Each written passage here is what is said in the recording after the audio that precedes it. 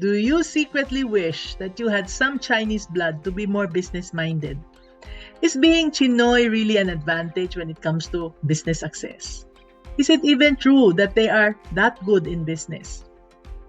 You are in the right place if you're asking these questions because this episode is the last part of the three-part series, 3 Things We Can Learn from Successful Chinoy Business Owners. Hi, welcome to Mami Negosyo's Business Tips number 46.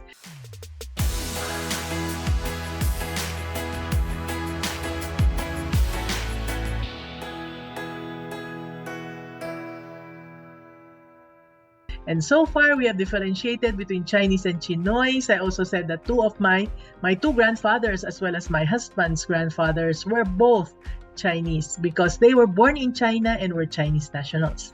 I also mentioned that our 4 grandmothers were Filipinas. So our parents were all Chinoys or Chinays, my husband and I, as well as our kids are also Chinoys and Chinays. Because we're born here, we're Pinoys, even if we have some drops of Chinese blood. Now, even our grandchildren will be Chinoys and Chinays as well. Now, next, we identify the similarities between the Chinoys and the OFWs of today. We said that they were forced to leave their homeland because of extreme corruption, lack of livelihood in our own country, poverty, and most especially love for family. I hope you remember the lessons we had. We also pointed out the differences. The first was the weather. 3 months of winter in China while only days of bad weather in the Philippines, which was why the Chinese who came were savers and they were frugal. Secondly, education. The Chinese who came here in the 1600s and 1800s, 1900s were illiterate and they were unemployable except as cargadores. That's why they had no choice but to be peddlers and later owners of businesses. So owning a business was the only choice that they had because there was really no other choice for them. Now, while Pinoys, however, are highly educated and so when we go abroad as OFWs, except for the domestic helpers, we usually get good jobs. And from these 2 differences, we talked about things that are blessings and what are not. We said that the harsh winters in China, which killed hundreds of thousands, turned out to be blessings for the Chinese because they learned to save and be frugal. And the blessings of having good weather and fertile soil for us here in the Philippines are now making lives difficult for us because we have embraced the culture of utang or borrowing money. Now, from the top, from our presidents to the lowliest people in our society, borrowing money seems to be a given.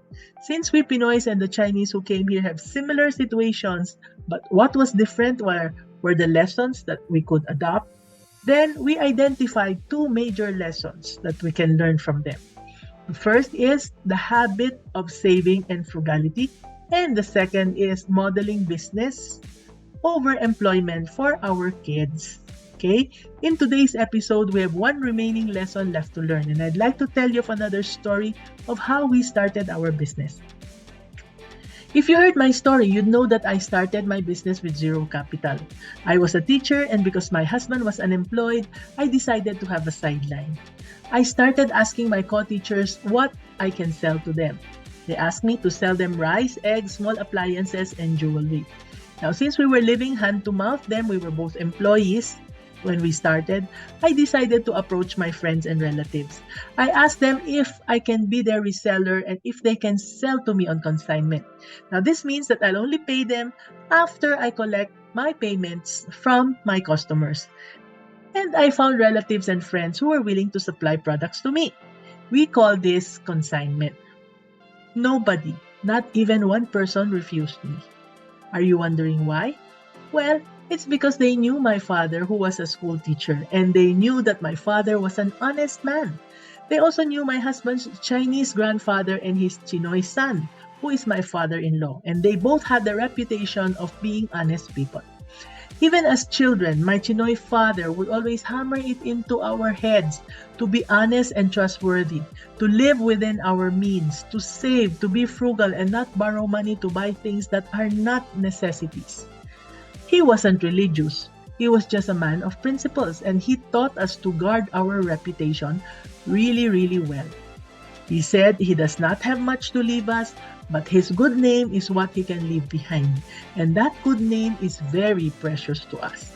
Now, I did not understand it at that time. So, one time, When I came to Ongpin to buy jewelry from a store, at the end of the transaction, I paid cash. But when I came back to the same store next month, it was surprising. The owner, who was a stranger to me, recognized me and said, "Oh, go ahead and choose, Mrs. You can issue a check for 30 days." So, I enjoyed a credit line without understanding how I earned it. But who was I to refuse, right? So she became a regular supplier, and soon we got pretty close, and one day, many years later, she invited us for dinner. And that's when I asked her why she decided to allow me to pay her in a post-dated check for such a big amount. Well, she said that after I told them the name of my store, she quickly did a background check. She found out that my husband and I came from families with a reputation for being honest people.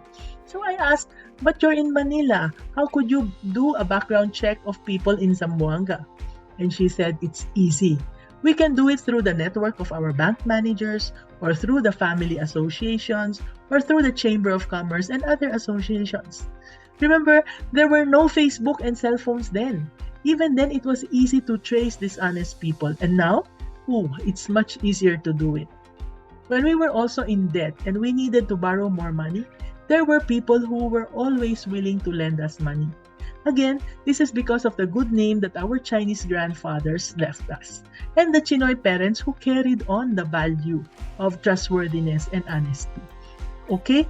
Now, there you have it, the 3 lessons we can learn from successful Chinoy business owners. One is to save and to be frugal. Second, to model business over employment. And the third one and the last one is to take care of our good name. Now, the belief that the Chinese are good in business is not always true. There are workers in Pogo that you meet, as well as the Chinese cooks in 5-star hotels. They're just like us Pinoys. They're employees or self-employed who don't know anything about business. This means that being Chinese or having Chinese blood is not a guarantee for business success. What's more of a determinant for business success is growing up in the business environment. Just like in some Chinoys homes, where values like savings, frugality, and taking care of one's good name are taught from generation to generation.